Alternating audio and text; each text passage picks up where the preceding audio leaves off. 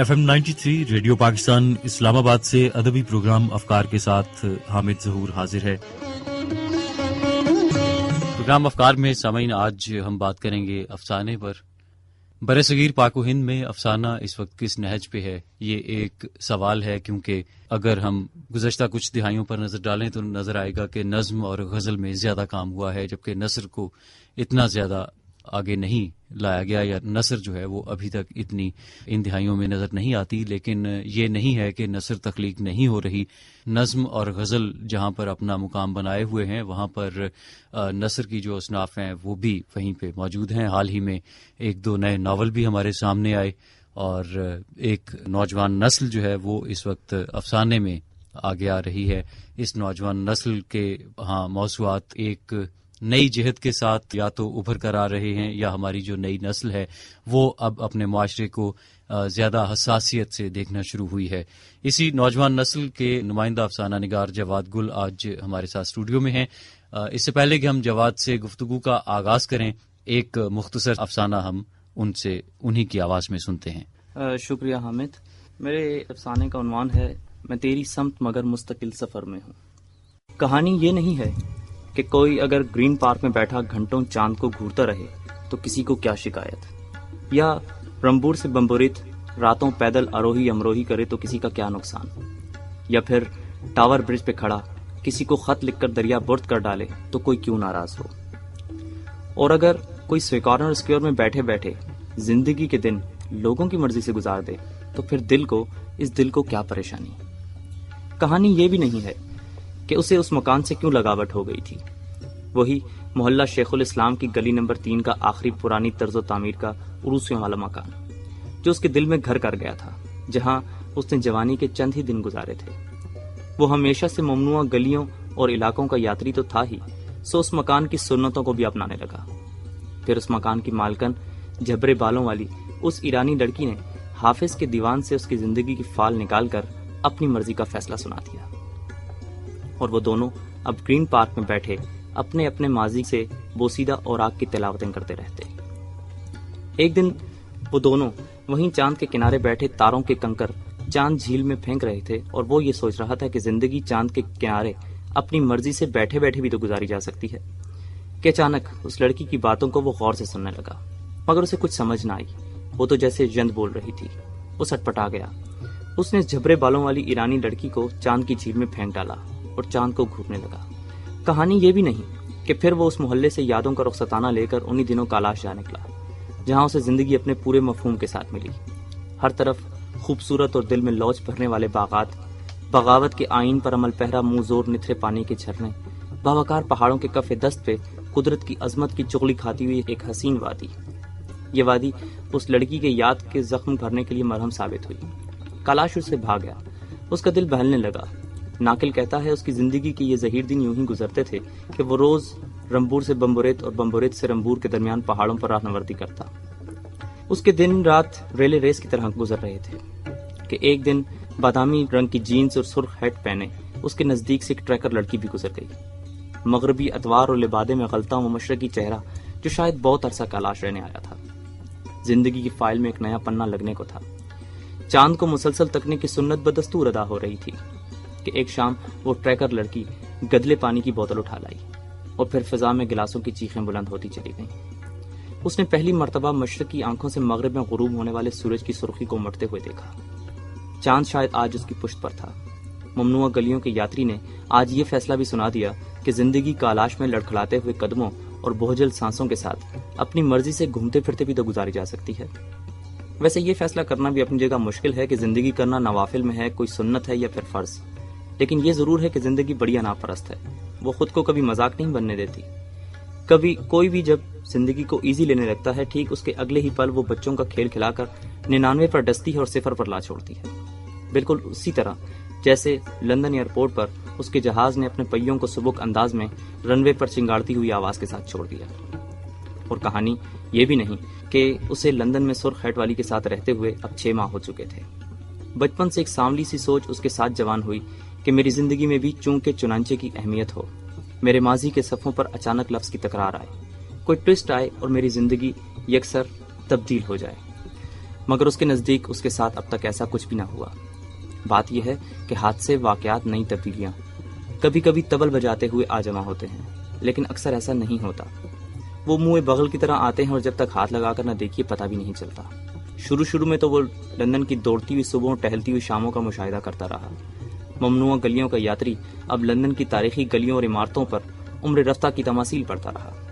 صدیوں پرانے درختوں سے لپٹ کر ان کی داستانیں سنتا رہا۔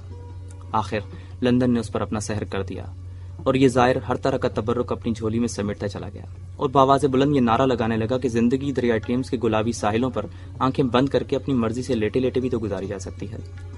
ہوا میں خنکی آنے لگی، درختوں کے پتوں نے رنگ بدلا اور اس کے ساتھ ساتھ بادامی جینس اور سرخ ہیٹ والی کے مزاج بھی بدلنے لگے۔ یہ شاید اس کا مزاج بلغمی ہوئے جاتا تھا۔ وہ اب اداس رہنے لگا، گھنٹوں ٹاور برج پہ کھڑا دریائے کابل کو خط لکھ کر ریور ٹیمز کے سپرد کرتا رہتا، اور ایک دن اس کے اس برید نے دریائے کابل کا سندیسہ دینے کے لیے اسے ہاتھ آگے کرنے کو کہا اور وہ کسی ماہر شناور کی طرح ٹیمز میں کود پڑا اور لہروں کے ہمراہ سمندروں میں جا گرا۔ پھر اس نے بادلوں سے دوستی کر لی اور کالاش کے پہاڑوں پر برف بن کر برس گیا۔ پھر رفتہ رفتہ نتھرے پانی کے جھرنوں میں گھل کر سفر کرتا ہوا بالآخر دریائے کابل میں آ نکلا۔ وہ اسی ممکن الوجود حالت میں تھا کہ ایک آوارہ پرگرا آیا اور اسے اپنی چونچ میں لے اڑا اور سیدھا لا کر محلہ شیخ الاسلام کی گلی نمبر 3 کے آخری پرانی طرز و تعمیر والے مکان کے سامنے گرا کر مغرب کی سمت اڑ گیا۔ تصویر نگار کہتا ہے کہ کہانی یہ بھی نہیں ہے کہ اب وہ واپس اپنے شہر آ چکا تھا اور ہر وقت یادوں کا حمل اٹھائے گھومتا رہتا تھا۔ اس کے رشتہ داروں، دوستوں اور بزرگوں کا ایک ہی تقاضا تھا کہ وہ سویکارن اسکوائر میں باقی زندگی گزارے۔ سو اب کے اس نے حامی بھر لی۔ سویکارن اسکوائر جہاں زندگی نئے نئے مفہوم کے ساتھ روز جلوہ افروز ہوتی ہے، روزمرہ کے جھگڑے، ایک دوڑ کا سما، کچھ انصاف کے ترازو، کچھ بے ایمانی کے بٹے، یہ سب کچھ اس کے اندر بھی سرایت کرتا گیا۔ اور پھر اس نے فٹ پاتھ پر کھڑے ہو کر دونوں ہاتھ ہوا میں لہراتے ہوئے ایک دن یہ بھی کہہ دیا کہ زندگی سویکارن اسکوائر کے بٹے کھاتے میں لوگوں کی مرضی سے بھی تو گزاری جا سکتی ہے۔ مجھے لگتا ہے کہانی شاید اب اس کے بعد شروع ہوگی، کیونکہ سویکارن اسکوائر میں اب جہاں اس کی ذاتی دکانوں کی پوری مارکیٹ ہے، وہاں ٹیپ ریکارڈر سے گانے کی آواز آتی رہتی ہے، میرے محبوب، میرے دوست، نہیں یہ بھی نہیں، اور وہ بار بار صرف اس مصرے کو دہراتا رہتا ہے کہ میری بے باک طبیعت کا تقاضا ہے کچھ اور، میری بے باک طبیعت کا تقاضا ہے کچھ اور۔ سامعین، افسانہ آپ نے سنا جواد گل سے میں تیری سمت مگر مستقل سفر میں ہوں۔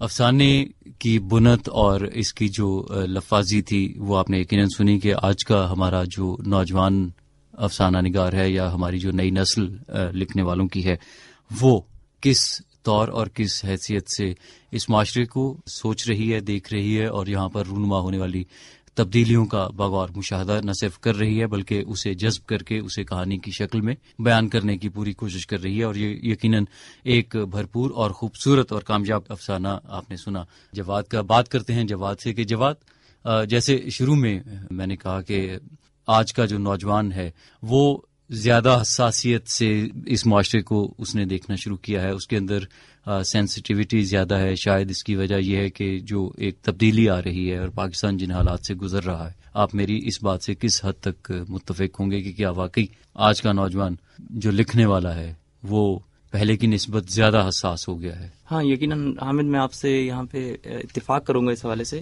کیونکہ جو ماحول ہمارے ارد گرد ہم دیکھ رہے ہیں اس وقت، اور اس کے علاوہ جو جتنی انفارمیشن آ رہی ہے اور جو اس طرح گلوبل ولیج بن چکا ہوا ہے اور ہمیں یہاں بیٹھے ہوئے ایک بٹن کلک کرنا ہے اور نیو یارک کی خبریں ہم سن رہے ہیں، تو اس حوالے سے آپ کا مشاہدہ جو ہے تو میں سمجھتا ہوں کہ وہ کچھ زیادہ جلدی ملٹیپلائی ہو جاتا ہے اور آپ کو بہت آسانی سے اور فوراً آپ تک پہنچ جاتی ہیں۔ تو ایسی صورتحال میں میں سمجھتا ہوں کہ تھوڑا مشکل بھی ہو جاتا ہے کہ آپ پھر کیا کہیں، کیا نئی بات کریں، جس وقت ساری باتیں جو آپ کے ذہن میں چل رہی ہیں، آپ کے دماغ میں ہیں، اور وہ کہیں نہ کہیں کسی نہ کسی چینل سے آپ وہ سن رہے ہوتے ہیں۔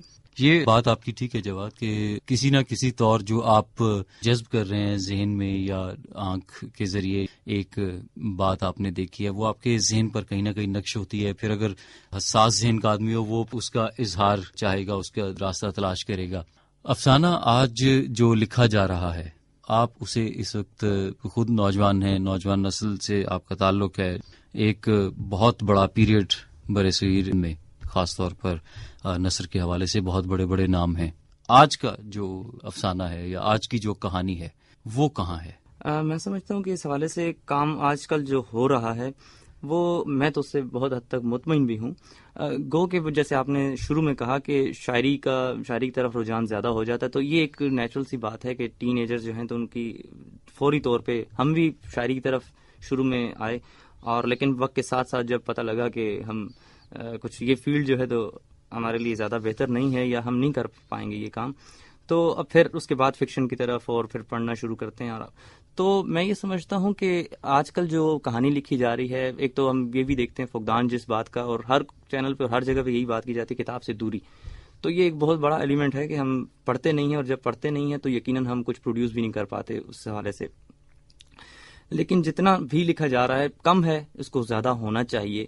پبلشنگ جو ہے تو بہت امپورٹنٹ ہے، اور ریڈر آپ کے جتنے زیادہ ہوں گے اس حساب سے ہی آپ ابھی بھی ہم دیکھتے ہیں مغرب قسم تو وہ لوگ گو کے بہت آگے ہیں ہم سے، لیکن کتاب سے رشتہ ان کا ابھی تک جڑا ہوا ہے. وہ ٹرین میں سفر کر رہے ہیں، وہ بس اسٹاپ پہ کھڑے ہیں، وہ ریڈنگ کر رہے ہوتے ہیں.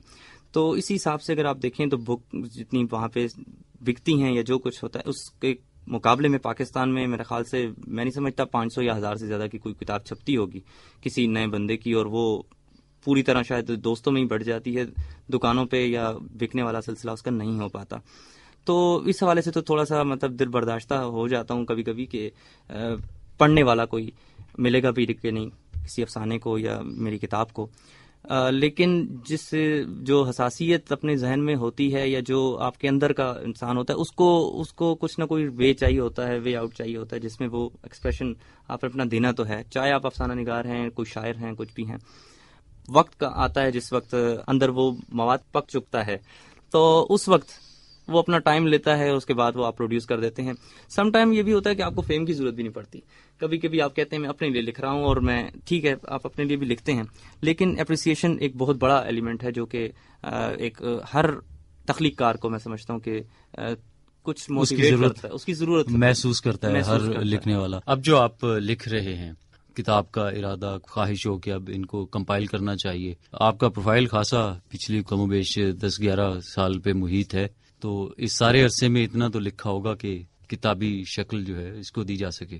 جی ہاں، یہ یقیناً حامد میرا بھی یہی خیال تھا، اور میں بھی چیزیں یہی اسی طرح کمپائل میں نے کی سب کچھ.